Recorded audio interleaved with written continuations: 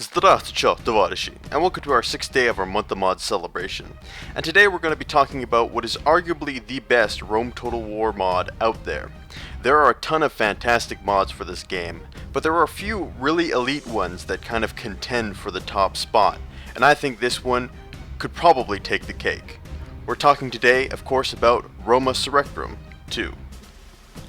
Roma Surrectum was a fantastic mod. However, Roma Surrectum II takes and refines and polishes some of the edges that existed in the first one, and creates a whole new experience that really elevates itself above its predecessor completely.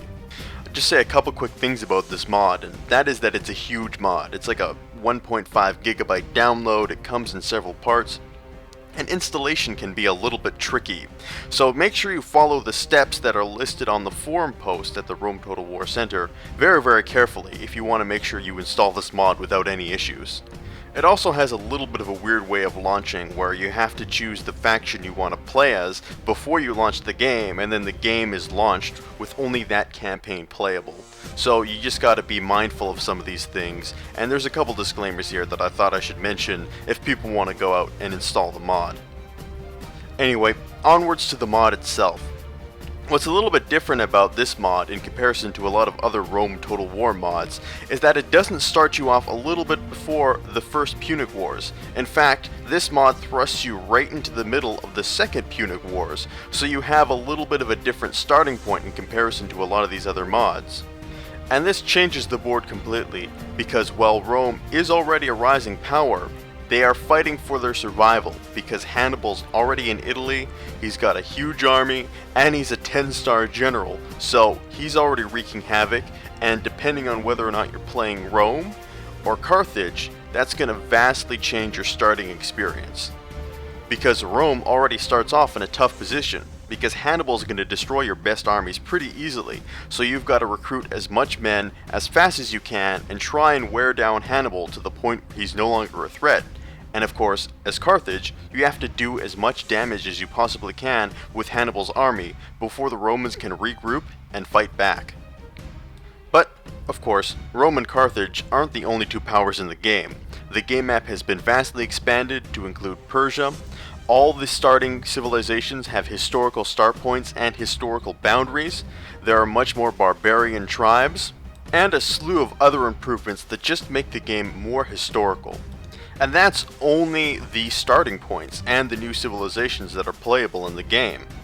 They've of course expanded historical accuracy in terms of unit types and unit looks. I mean, the amount of skins and new unit types in this game is really mind-boggling, and it makes the already distinctive civilizations in Rome Total War that much more unique and that much more fun to play as.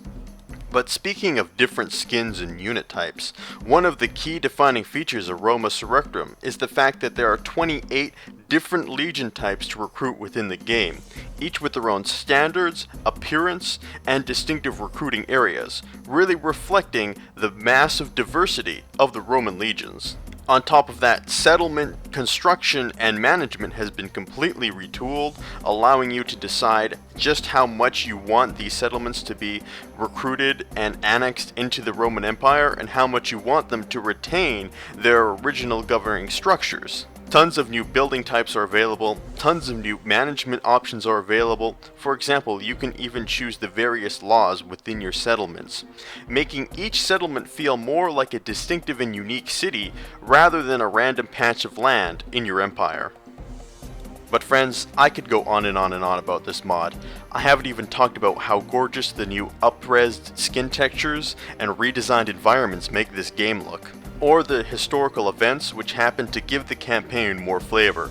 For example, there's a historical event to reflect the civil war between Pompey the Great and Gaius Julius Caesar, and a seemingly never-ending list of features and improvements to the original Total War that make this mod an absolute must-own for anybody who's a fan of the Total War series. Anyway, I hope you enjoyed this overview of the Roma Surrectum II mod for Rome Total War as part of our Month of Mods celebration, and until tomorrow, this has been Joseph, he's running with Stalin, signing off for now, and I'll see you guys next time.